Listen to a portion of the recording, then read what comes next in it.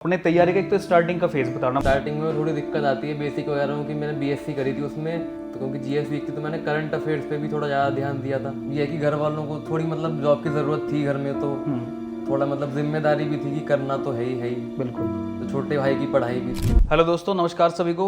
आज हमारे साथ हैं मिस्टर हर्षवर्धन त्यागी और ये ऑल इंडिया रैंक 22 सीपीओ 2023 का जो अभी रिजल्ट आया था उसमें इन्होंने ऑल इंडिया रैंक 22 पाई है और बहुत मेहनत की है। कैसे कैसे इन्होंने तैयारी की, किस किस फॉर्मेट को इन्होंने फॉलो किया, तो आज हम जानेंगे हर्षवर्धन त्यागी जी से जो ऑल इंडिया रैंक 22 है। जी साहब बताइए, आप अपने तैयारी का एक तो स्टार्टिंग का फेज बताना, मतलब सर जब बिल्कुल शुरुआत कहाँ से की। एक तो आप मुझे बताओ जैसा आपने स्कूलिंग कहाँ से। सर मेरी स्कूलिंग मेरठ में हुई है, केएल इंटरनेशनल स्कूल मेरठ में, सीबीएसई बोर्ड से हुई है। 10th में मेरे 93 थे। 93%। इतना कैजुअली बोल रहा है जैसे मतलब आया ही नहीं कुछ भी। आप बोलो। और 12th में 93.8% आए थे। Very good. बाकी उसके बाद मेरा डीयू में एडमिशन हुआ था, तो डीयू के फाइनल ईयर में फिर मैंने एडमिशन लिया था केडी कैंपस में। ठीक है। और मार्च 2023 में कोचिंग शुरू हुई थी मेरी। तो स्टार्टिंग में थोड़ी दिक्कत आती है बेसिक वगैरह की। मैंने बीएससी करी थी, उसमें कंप्यूटर साइंस ऑनर्स से करी थी। अच्छा। तो उसमें मैथ्स वगैरह मेरा 3 साल के लिए कट ऑफ सा हो गया था। तो थोड़ी सी शुरुआत में हल्की हल्की दिक्कत आई थी, लेकिन फिर वो धीरे धीरे कवर होता गया था। स्टार्टिंग में तो 2-3 टॉपिक तक, जैसे बोल रहा था कि मतलब 2 टॉपिक तक ध्यान से सुनो, उसके बाद कवर अप कर जाओगे। हाँ फिर मतलब स्टार्टिंग में थोड़ी दिक्कत आई थी मतलब ऐसे। और उसके बाद फिर इंग्लिश तो मेरी क्या कहते हैं कि शुरुआत से ही थोड़ी ठीक ठीक थी, क्योंकि मैं बचपन से ही रीडिंग वगैरह करता था। ठीक है। नॉवल वगैरह याद थी बचपन से ही मुझे। तो इंग्लिश मेरी थोड़ी पहले भी ठीक थी। ठीक है। जीएस मेरी पहले ही वीक थी, जीएस मेरी अब भी थोड़ी वीक है। कोई दिक्कत नहीं। तो जीएस में मेरा मैंने हिस्ट्री पे और इकोनॉमिक्स पे फोकस किया था। ठीक है। और तो क्योंकि जीएस वीक थी तो मैंने करंट अफेयर्स पे भी थोड़ा ज़्यादा ध्यान दिया था। क्योंकि अगर जीएस मेरी वैसे स्टैटिक स्ट्रांग होती तो करंट अफेयर चाहे मैं थोड़ा हल्का भी चल जाता। तो मेरा स्टैटिक थोड़ा कम था, तो मैंने करंट पे ज़्यादा ध्यान दिया था। ठीक है। तो ये इसके लिए रीजनिंग के लिए तो मोहित सर अपने बेस्ट हैं, उनके से जो उनका आशीर्वाद मिला सब। तो इंग्लिश में आपने जब मतलब केडी में एडमिशन लिया, फाउंडेशन बैच था आपका, तो आपने मैडम से मुताबिक हुआ आप। ठीक है। तो अब उसके बाद का एक्सपीरियंस बताओ मुझे आप। तो सर मैडम का थोड़ा तरीका अलग ही है पढ़ाने का। मतलब एक तो ये नहीं कि एकदम क्या कहते हैं हार्ड एंड फास्ट है कि पढ़ना ही पढ़ना है। यह है कि पढ़ाई भी होती रहेगी, बीच बीच में थोड़े हंसी मजाक भी होता रहेगा। और ये है कि ऐसे सिनोनिम पढ़ाएंगे हम, तो उसमें भी वर्ड की मीनिंग डेली लाइफ से थोड़ा रिलेट करके बताती हैं, तो उससे काफ़ी हेल्प मिली थी। ठीक है। और बुक कौन सी फॉलो की इंग्लिश में आपने? Volume 1 sir. ठीक है।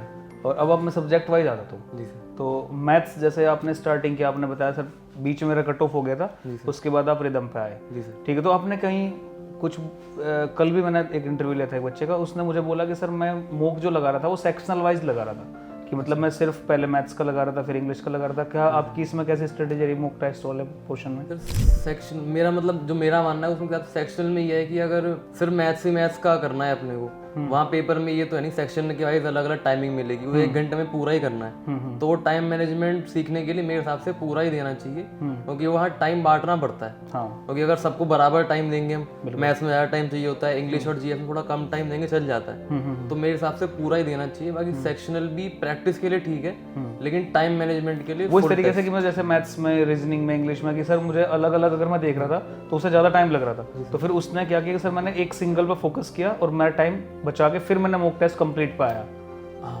मतलब वो हर किसी का मतलब एक अलग हो सकता है, हर किसी का आईक्यू लेवल का अलग हो सकता है, सोचने का तरीका अलग हो सकता है। ठीक है। तो आपका मतलब आपने मॉक टेस्ट टोटल कितने लगाए होंगे?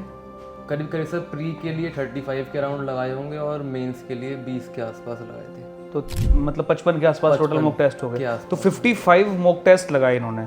मतलब आप ये बात समझ रहे हो कि 55 मॉक टेस्ट का मतलब होगा अगर डेली एक भी काउंट करूं तो लगभग 2 महीने हो गए पूरे मॉक टेस्ट के।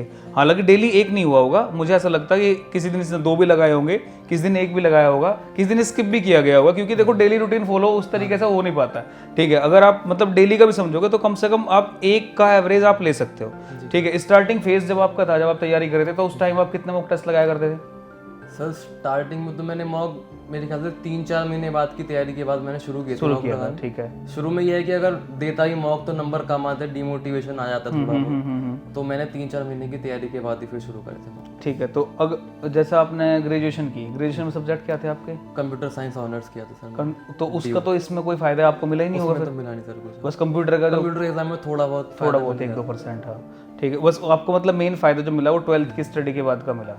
हाँ सर। 12th में एनडीए की तैयारी की थी। एनडीए की तैयारी की आपने पहले? हाँ 2 बार एनडीए क्वालिफाई किया था मैंने, एक बार टेक्निकल एंट्री से मैं इंटरव्यू देने गया था, एक बार एफकेट क्वालिफाई किया था, वो मैं इंटरव्यू देने जा नहीं पाया था क्योंकि सीजीएल का मेंस था अगले महीने। तो एनडीए की तैयारी काफ़ी काम आई थी मेरे। तो आपने मतलब फ्रीक्वेंटली कहीं पेपर पास किया, एनडीए का पेपर पास किया, एफकेट का पेपर पास किया? जी सर। और उसके बाद अब आप सीपीओ एसआई? हाँ ठीक है, सीपीओ एसआई नहीं कहूँगा मैं, दिल्ली पुलिस एसआई कहूँगा।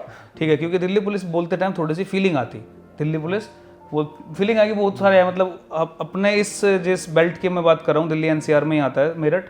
ठीक है, तो दिल्ली एनसीआर वालों के मतलब दिल्ली पुलिस का एक अलग ही लेवल का रुतबा है, और उसमें तो कांस्टेबल को ही बहुत बड़ी वो मान लेते हैं अपनी तरफ। तो ठीक है, तो जैसे कांस्टेबल आपके आसपास में रहे भी होंगे, ऐसी बात नहीं, जो नॉन में होंगे कांस्टेबल होंगे, तो अब ऐसा ही बनने पर कैसा फीलिंग आ रही है? ऐसा ही बनने में मतलब अच्छा लग रहा है। मेन तो ये है कि घर वालों को थोड़ी मतलब जॉब की ज़रूरत थी घर में, तो थोड़ा मतलब जिम्मेदारी भी थी कि करना तो है ही। बिल्कुल। तो छोटे भाई की पढ़ाई भी थी, तो अब असली फीलिंग आएगी जिस दिन 2 स्टार लग जाएंगे। जी सर। तो मैं देर से उसी दिन मिलूंगा फिर से दोबारा से, ठीक है? हाँ, तो 2 स्टार लग जाएंगे अब कंधे पे, लेकिन अभी थोड़ा टाइम लगेगा उसमें, क्योंकि अभी इसकी ज्वाइनिंग में टाइम है, और ज्वाइनिंग के बाद फिर ट्रेनिंग होगी, ट्रेनिंग के बाद पोस्टिंग मिलेगी, तब 2 स्टार पहुंचेंगे, मतलब पीओपी में मिल जाएंगे, पासिंग आउट परेड जो होगी वहाँ पे आप देखेंगे सारी चीज़ें, मतलब बातचीत करते जाएंगे। और अपने बारे में और कुछ बताना चाहते हो तो आप बताओ। और सर बस ये कि 10th में मतलब मेरा शुरुआत से मैथ्स बैकग्राउंड था, तो मैथ्स में इतनी दिक्कत लगी नहीं थी मुझे। बाकी इंग्लिश में भी मेरा ये था कि मैं रीडिंग करता ही था, 7th 8th क्लास से मैं नॉवेल वगैरह पढ़ता ही था। जीएस मेरी वीक थी, तो जीएस में मैंने करंट अफेयर्स में ज़्यादा काम किया। तो मैं तो ये कहूँगा अगर जीएस वीक है थोड़ी, तो करंट अफेयर्स में वो कवर हो सकता है। ऐसा नहीं है कि अगर 2-3 महीने बचे हैं तो शुरुआत से ही करने बैठे हैं स्टैटिक जी के, तो वो थोड़ा सा छोटे छोटा भी जो मेडिवल कर ली, मेडिवल थोड़ी हल्की पड़ती है, और इकोनॉमिक्स थोड़ी हल्की पड़ती है, अकबर बाबर वाला मामला ना। हाँ, तो वो कर लिया, और भाई करंट अफेयर कर लिए। पूरा करने बैठेंगे तो फिर ना वो पूरा हो पाएगा, करंट अफेयर भी छूट जाएगा। तो आप लोगों ने जैसा एक्सपीरियंस सुना हर्षवर्धन से, ठीक है, तो आप भी अपनी तैयारी को मतलब उसी ढंग से लेके चलते जाओ, ठीक है? अगर आपको कोई भी क्वेश्चन है, कोई भी क्वेरी है, तो इस वीडियो के नीचे आप कमेंट कर देना, उसका रिप्लाई मैं करूँ या मेरी टीम करे, हर्ष करे, कोई सा भी कर देगा, ठीक है? तो उस चीज को आप थोड़ा सा फोकस करो, क्योंकि सीपीओ 2024 का पेपर भी थोड़ा सा पोस्टपोन हो गया, आपको टाइम ज्यादा मिल गया, तो उसकी तैयारी में जुटे रहो, और उम्मीद करता हूँ कि अब हर्ष बैठा है, उसके बाद आप भी आओगे यहाँ पे, ठीक है? तो मेहनत करते रहेंगे। जय हिंद, जय भारत।